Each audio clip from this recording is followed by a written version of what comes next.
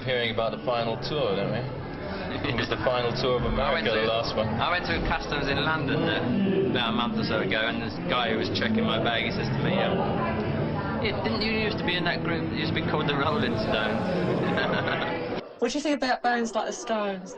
I don't.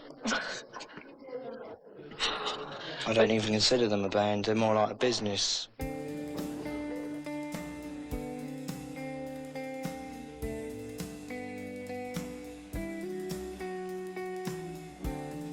By the mid-70s, the Rolling Stones' popularity was in a decline. There's no two ways about it. From Beggar's Banquet to Exile, the Stones were untouchable, but their last two albums were transitions rather than triumphs. Keith Richards had barely been conscious during the sessions. Not to say they weren't commercially successful. Loyal fans still flocked to buy their records.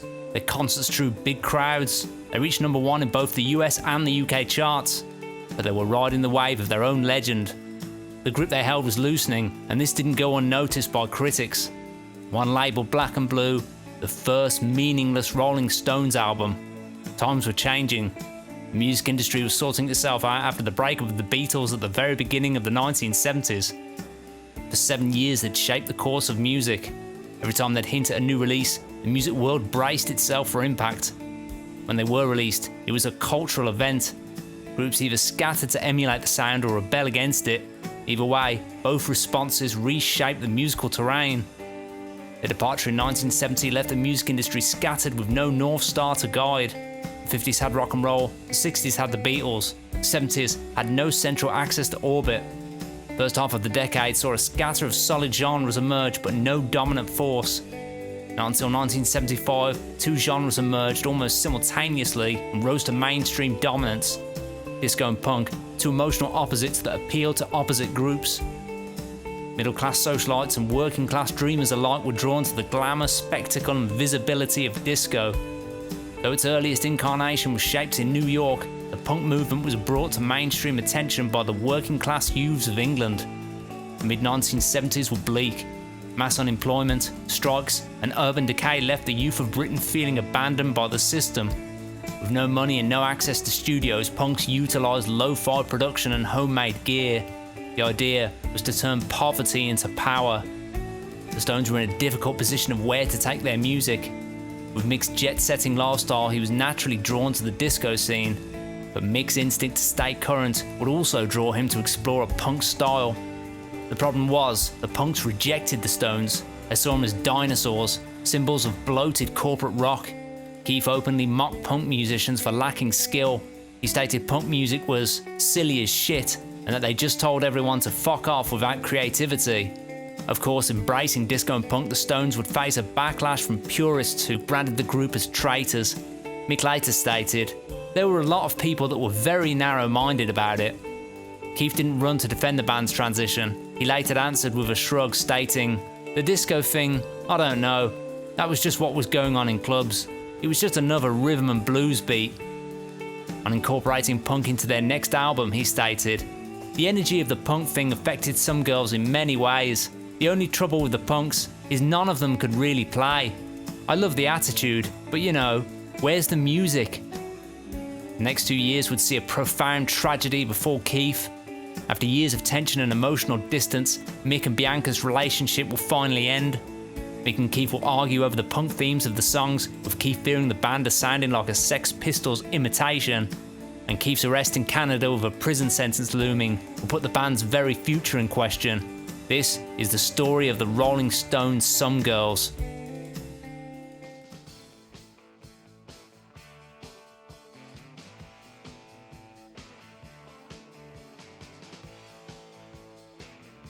With the release of Black and Blue in April of 1976, the Stones embarked on a 3-month tour across Europe. It began in Frankfurt, Germany, with Ronnie Wood now a stable fixture in the group's lineup. For the tour, the group had transported their elaborate stage setup they'd conceived in 1975. It wasn't just a case of flying over a few amps and risers. Towering scaffolding, dramatic lighting rigs and hydraulic lifts were all part of the setup. The equipment all in all weighed 30 tons. It was flown across the Atlantic using cargo planes. Once in Europe, it was transported using a convoy of 4 custom trucks. Of course, a crew of roadies, riggers and technicians would follow. They would assemble and disassemble the equipment before moving on to the next city. Away from their musical life and their touring life, mixed marriage with Bianca was on the rocks. Keith had just had another child with Anita, though the two were still not married. Charlie, as ever, was living a stable, quiet life with Shirley Watts, and Bill Wyman was feeling more alienated with every passing year. Ronnie Wood, a new member of the band, was feeling a heavy weight on his shoulders to prove himself, and also a financial strain. He was at this point selling artwork to support his family. In truth, both Charlie and Bill were scraping by. They lived in grand homes, but behind the velvet curtains, their bank accounts were often running dry. Bill later stated, "We had no fucking money. You're in the red with your bank, so you weren't partying all the time. You were worrying about how to pay your bills." For Mick and Keith, it was a different story. Now their tax problems were behind them, they had millions sat in the bank. The reason was simple: royalties. Every time a Stones song played on the radio, sold on vinyl, or got licensed, their bank accounts grew. The European tour kicked off with 2 shows in Frankfurt, Germany on the 28th of April. Mick wore a silver leather jacket, with Keith wearing a simmering beige jacket and red scarf. Through the set, Keith was so high he began to nod off and eventually collapsed during Fall to Cry. Mick picked him up and the show continued. Keith later stated in his book Life, when he'd hit the stage, he'd not long woke up. He'd nod off when high and enter the stage half an hour before he woke up, still half asleep.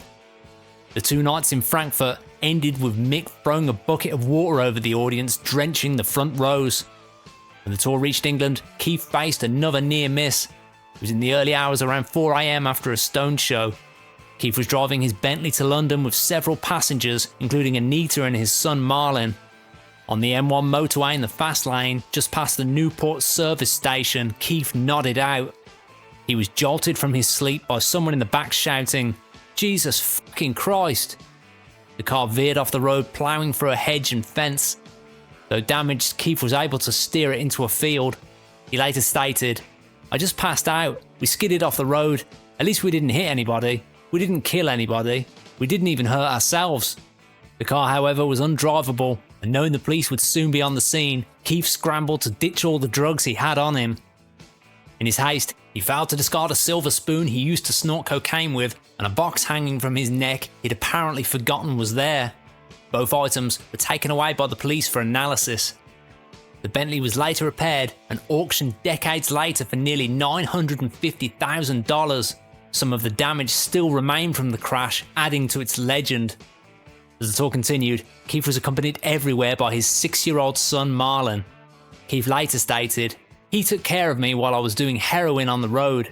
He used to be my roadie when he was like 5, 6, 7, but we kept together and we love each other." Keith's daughter Dandelion was, as Keith stated, too young to be on the road at this point. She was more detached than Marlon. By the age of 4, she could barely speak and spent a lot of time wandering away from her parents. Following the UK leg of the tour, the Stones went on to perform in France. During the morning of the final concert, Anita found her new baby son had suffocated in his cot. He found out right before he was about to go on stage. He decided to continue with the show. He later stated, "I said of course we're not cancelling.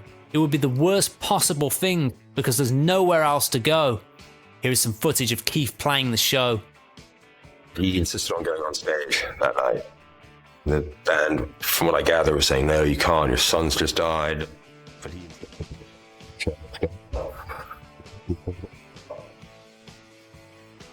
Keith later stated he didn't have time to cry about it because he had to take care of Marlon, who was with him on the tour. Keith and Anita never did talk about it after this. Keith later stated it was too painful, like opening up old wounds. As for Dandelion, Keith saw the state Anita was in and decided she couldn't take care of her. Dandelion was then raised by Keith's parents. She later went by the name Angela and never lived with Keith again. Not long after this, the police confirmed the results tested on the drug paraphernalia confiscated from Keith. He was to be charged with possession of cocaine and LSD. Keith appeared in court on August 2nd. He appeared cool and detached, as if the courtroom was just another stage. This time, they didn't seem to want to make an example of him. He received a fine and a warning. He later stated, "They let me off with a fine and a slap on the wrist." It was the late summer of 1976, and punk rock had begun to make an impact. The Sex Pistols' notorious gigs redefined what rebellion meant. They completely outshined the Stones in terms of rebellion and public outrage. The Pistols represented working class rage, the Stones' rock star excess. It was a battle the Stones could never win. The Stones were tax exiles living in mansions, touring arenas. The Pistols were broke kids living in council flats, playing tiny venues and civic centres. Despite their public hatred towards the Stones, the Pistols' guitarist Steve Jones idolised Keith Richards. Richards' bluesy rock style even influenced his playing. At this point, Keith had moved from place to place around London. He couldn't stay at Shaney Walk due to the police constantly stopping by. The time he'd spent there was in darkness with the curtains drawn and the windows closed, like a fugitive in his own home. Keith had to stay one step ahead of the police at all times, and thus he couldn't logically be hanging around Shaney Walk. As the year comes to a close, the Sex Pistols cause a national scandal swearing on live television. They are punk rockers. The new craze, they tell me. They're heroes, not the nice, clean Rolling Stones. Anti-materialistic view of life? No, the more the merrier. Really? Oh, yeah. Well, tell me more about it. It's spent, haven't we? I don't know, have you? Oh, yes, they really turn us on. What do they do? Well, suppose they turn other people on. They catapulted overnight to the face of punk rebellion. At the same time, the incident causes their record company EMI to throw them off the label. At the beginning of 1977, Keith again found himself in trouble for drug possession. While flying to Canada, Anita had angered the custom officers so much with her rock star arrogance, they decided to search every single one of the 28-piece luggage they were ferrying. They found a spoon and a small bag of marijuana. Anita was arrested and Keith went ahead. 2 days later, the couple were raided in their hotel room at the Harbour Chelsea Hotel. An ounce of heroin and some white powder was seized. During the whole search, the officers couldn't wake Keith, who lay nodded out. By law, you have to wake someone to be arrested, but Keith had been awake for 5 days and he was now out cold. When he did awake, he was arrested, taken to the station and charged. There, Keith asked if he could have some of the seized heroin back, but just a small amount. He reasoned that he will soon be going through withdrawals, but the police of course refused. Keith was now looking at a lengthy prison sentence in a Canadian prison. The rest of the Stones were furious with Keith. They saw him jeopardising their future with irresponsible drug taking. Mick began negotiations for a new contract, and Keith again went through heroin withdrawals. Bill Wyman visited him, and though the two had barely spoken since 1969, he was shocked and moved by Keith's vulnerable state. Keith was at one point in agony, rolling around the bathroom floor. Bill Wyman contacted some people and went about finding heroin for him. Keith later stated, "That was the closest emotional thing I can remember with Bill." Keith appeared in court on March 7th. He was by now debilitated by his drug use, weak and low. For the rest of the month, a traumatised Keith sat in his hotel room on bail. At one point, he and Anita left to go to see Niagara Falls. Keith half-jokingly stated, "Shall I jump?" On the conditions of his next US visa, Keith was ordered to go through heroin addiction treatment at the Stevens Psychiatric Center in New York State.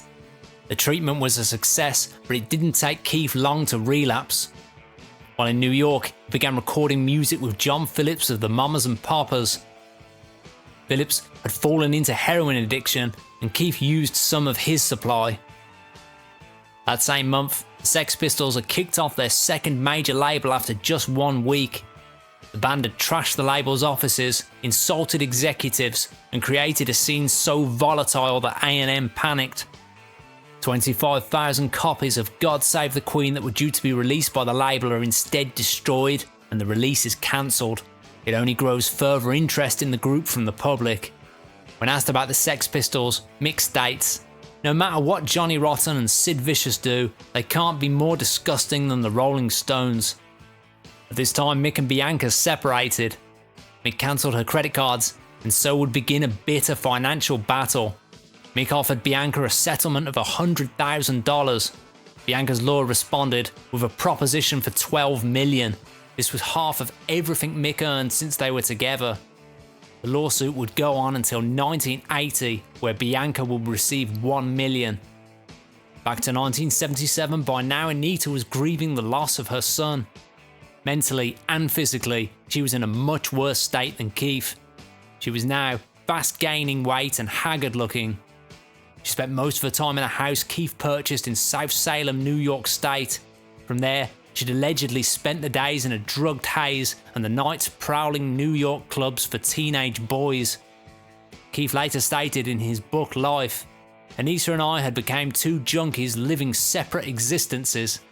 Over in England, God Save the Queen is released by the Sex Pistols' new label Virgin Records. It fast becomes a symbol of punk rebellion, anti-establishment rage, and working class frustration. At the same time, the Stones begin planning the recording for their next album. Some Girls had been conceived by Mick. Despite the resentment towards him, the punk scene had greatly inspired him. He now wanted to relive his past and prove he could still channel the angst of a teenager.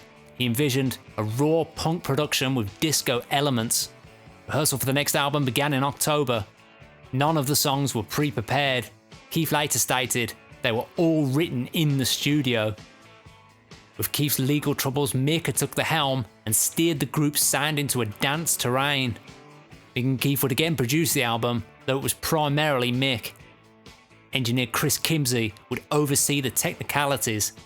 Keith later stated, "The sound that came from Some Girls can be attributed to Kimsey." I had in fact known him from his apprenticeship at Olympic Studios. It was decided recording would take place in Paris, France. Pathé Marconi Studios didn't offer state-of-the-art equipment.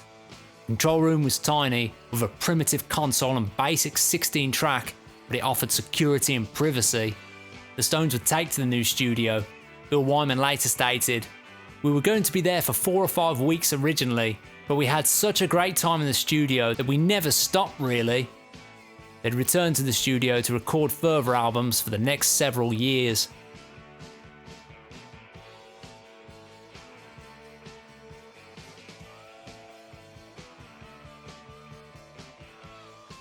First track to begin, a breakup song simply titled Lies. The song was all Mick, Keith later admitted. The story follows a man fed up with his girlfriend's lying and cheating. Delivered in a punk style, Mick doesn't dance in metaphors. The lyrics are direct, accusatory, bitter and confrontational. Sharpness and tempo echo the punk sound of the time. Mick, Keith and Ronnie all share guitar parts. Following the recording, the Stones started 3 songs all destined for the cutting room floor. The first, which went by many titles, one of them being I Love You Too Much, erupted in Mick and Keith arguing about the character and tempo of the song. Mick's vocals to Keith seemed to be a little too close to Johnny Rotten's cadence. Keith snapped, "What the fuck do we need to sound like the Sex Pistols for?" Keith demanded the songs rearranged with him on vocal. Other recordings took place, but ultimately I Love You Too Much was scrapped. Despite Keith's objections, he did later admit on some songs they were trying to out-punk the punks. The next song, titled Silver Coats Rails, was the second to be scrapped, likely because it doesn't fit Mick's vision for a stripped-down gritty sound. And the third, titled Again and Again and Again, was likely scrapped due to Keith's vocals not being up to scratch. Though, the Stones did add this song to their set list. Next, they begin on the song When the Whip Comes Down. The story follows a gay man who moves from LA to New York and the discrimination he faces. Mick later stated he wasn't sure why he wrote it. The whip in the song represents social punishment for non-conformity. The punk sound is leaned on hard during this song. As for the actual songwriting, Keith later stated, "I did the riff, Mick wrote it, and I looked around and said, holy shit, he's finally written a rock and roll song by himself." The next song that began is sarcastically titled Respectable. The narrator mocks a woman who's risen to high society, reminding her of her past and questioning her authenticity. Many suspect the song's written about Bianca, with it referencing her trip to the White House. Mick denied this, stating, "My wife's a very honest person, and the song's not about her." When asked, He said the song was written about the Stones themselves, stating, "It really started off as a song in my head about how respectable we as a band were supposed to have become." For Mick's guitar part, he deliberately aimed for a cross between Chuck Berry and the current punk movement. Respectable will be released as the third single from the album on September 15th. It would fail to make any impact, peaking at number 23 in the charts. A music video by Michael Lindsay Hogg was shot in a raw punk style. It featured the group in a rundown apartment with minimal lighting, giving a DIY punk aesthetic. It was in tune with the song's theme of how they are perceived to how they really are. Next, they begin a comic relief track, a country ballad titled Faraway Eyes. It was a fitting contrast to the disco and punk theme. The story follows a man driving through Bakersfield, California, listening to gospel music. Mick later said it was inspired by long drives he would take through Bakersfield listening to gospel on the radio. He added, "You know when you drive through Bakersfield on a Sunday morning or Sunday evening, all the country music radio stations start broadcasting black gospel services live from LA, but the song's really about driving alone, listening to the radio." The track Ron Wood plays steel pedal guitar, giving a strong country twang to the sound. Mick's exaggerated southern drawl adds a comedic element. The dark humour in the lyric seems to poke fun at cliche solutions, with sarcastic lines like, "If you're downright disgusted and life ain't worth a dime, get a girl with faraway eyes." Mick is suggesting to avoid emotional collapse, find someone equally detached. While the Stones were recording, Mick's over-theatrical performance begins to annoy Keith. By the time they'd reached the final take, Keith felt Mick was leaning too far into his southern caricature. He later stated, "Mick feels the need to get into these caricatures. Faraway Eyes is like that. He did it great every time except for the final take."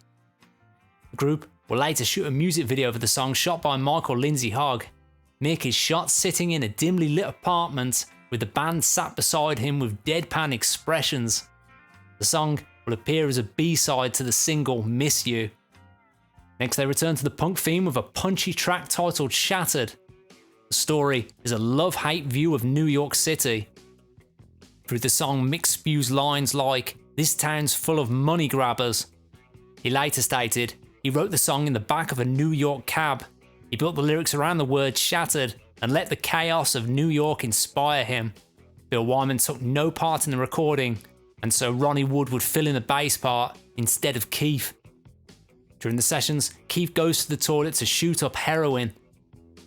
While sat in there, he would think about the half-finished track and where it could go and what had gone wrong. When Keith emerged from the toilet, he had a solid vision on how the song should be recorded. He later stated, "Sometimes I was right, sometimes I was wrong." At other times while playing these sessions, Keith began to nod off. He'd jolt to, pick his guitar up and continue playing. Next, they take a break from punk and go back to blues with one of their most legendary songs, Beast of Burden. Keith had wrote the title with the words, "I'll never be your beast of burden." It was, of course, a message to Mick, a thank you for carrying the band while he was going through such hard times. It was one of those cases where Keith wrote a phrase and Mick filled in the rest of the lyrics.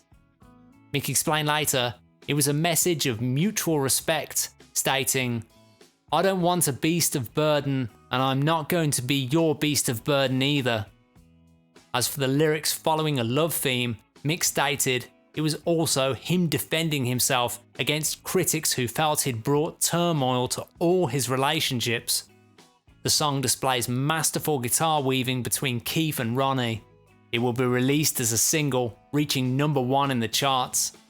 At this time, the Sex Pistols released their first groundbreaking album, Nevermind the Bollocks, Here's the Sex Pistols. The LP detonates like a cultural bomb. Next, the Stones begin on Mick's song, the title track of the album, Some Girls. The track, Mick later stated, was a parody on shallow men who reduce women to caricatures. He referenced lyrics in the song such as, "French girls want Cartier, Italian girls want cars, American girls want everything." Not everyone would see it as a parody, and Mick was seen as making a serious statement. One line about black women caused a major backlash. Civil rights leaders like Jesse Jackson called for a boycott of the band. The Stones later removed some of the lines from the song. Many believe the controversy was a deliberate attempt by Mick to cause chaos and outrage. Maybe a deliberate attempt to outdo the Sex Pistols. On December 16th, Saturday Night Fever hit theatres in the States. It will become a national hit, bringing disco from smoky clubs to mainstream spotlight. Next, they begin on Keith's track Before They Make Me Run. The story was totally autobiographical. It came out of what Keith was going through during this period. Keith also sang lead on the song. Nobody much liked it to start with, but Keith stayed in the studio for 5 days without sleep to work on it. 2 engineers worked with him, one taking naps while the other one filled in. Every 12 hours or so, food was brought into the studio, pain au chocolat, as Keith recalls. As the days went on and on, the engineers would beg Keith to wrap it up. When it was finally done, Keith was so exhausted he fell asleep in the control room under the machinery. A day later, Keith was still asleep under the machinery and was awoken to a police brass band listening to the playback of their recording. The band had come into an empty studio and didn't even know Keith was there. Keith landed the machinery and then slowly emerged and left the studio. The police band didn't take much notice of him. He figured they were so into the record they didn't want to lose concentration by busting him. Next, they begin on what was to be their next single, Miss You. The story follows a man haunted by the memory of a former lover. Mick later stated, the song wasn't about any specific woman, it was more a message of longing. Many believed it was about Bianca, given the timing. At first, the group didn't think much of Miss You. To Keith, it was a result of all the nights Mick spent at Studio 54. Mick basically had come to the group and asked them to put a melody to a disco beat. They'd obliged just to make him happy. Ronnie Wood later stated he felt it was just another beat they could do. As they began recording, they actually got into the song. By the end, they all really liked it and believed it would become a huge hit. Though, the fans who bought the single were surprised it sounded nothing like the songs on the rest of the album. The final song they began, the only cover song to feature, titled Just My Imagination Running Away With Me. The story follows a man fantasizing the perfect relationship with a woman who doesn't even know he exists. To keep with the New York theme, Mick changed some of the lyrics from All the Girls in the World to All the Girls in New York. The song strays from either punk or disco. The cover art for the album was inspired by a 1950s makeup and wig advert. The Stones were added into a collage of pictures with other famous female celebrities. It was punk and disco all rolled into one. Unfortunately, the Stones were sued by the ad company and some of the celebrities who featured. They had to settle out of court for the illegal use of copyrighted material. They would reissue the cover with the celebrity faces blacked out. By March, the Stones had moved to Woodstock, mainly to prepare for their upcoming tour. The priority for Mick was to get Keith off heroin now before the tour started. To kick it once and for all, Keith was in total agreement. The drug had by now took a massive toll on him. He once again went cold turkey. Keith stayed on the couch for weeks at a friend's home while Mick helped out bringing him food. It gave Mick a good feeling to help Keith. Keith lost a lot of weight, slept most of the time, and when he got up he felt very weak. As the days went on, Keith got stronger and began bathing and going outside. When his temper came back, Mick saw it as a good sign he was getting better. Now clean, Keith vowed never to touch the drug again. Anita, on the other hand, had refused to quit.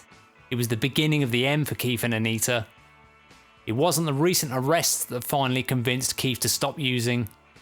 A deeper instinct for survival was the catalyst.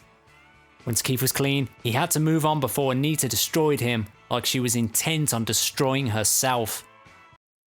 Some Girls was released on the 9th of June 1978. 1976 had marked a big shift in attitude from the youth towards the Stones. The elaborate stage shows only served to fuel the view. The Stones were out-of-touch showmen who put on a spectacle rather than live, authentic rebellion. Mick was, of course, a prime target, though Keith, who'd always lived by raw instinct, dodged the ridicule. His constant arrests, drug use and refusal to conform earned him the respect of a new generation. In other words, he never pretended to be anything he wasn't, and in a terrain where others curated a persona, he embodied sincerity. Despite this, Keith had been falling apart at the seams. His addiction that once fueled his creativity was now robbing him of it. His energy was zapped, the arrests took their toll, and he had become a broken man. By 1978 he was clean, re-energised, but still getting himself back together. The Rolling Stones, however, had proved with some girls they could evolve without losing their identity. Critics were cautiously optimistic. Their view, the Stones had delivered, but could they sustain it? The future looked bright for the Stones, but it was not without shadows. Mick, inspired by New York's club scene, wanted to venture deeper into this terrain. Keith, newly sober, was ready to reassert his creative voice. Thank you to everyone who supports the channel, and if you wish to donate, it would be greatly appreciated. Just click the three symbols next to the video, then the thanks icon, and choose however much you wish to donate. Everything donated goes directly back into the channel to make better quality videos. As always, thank you for watching and stay tuned for the next video.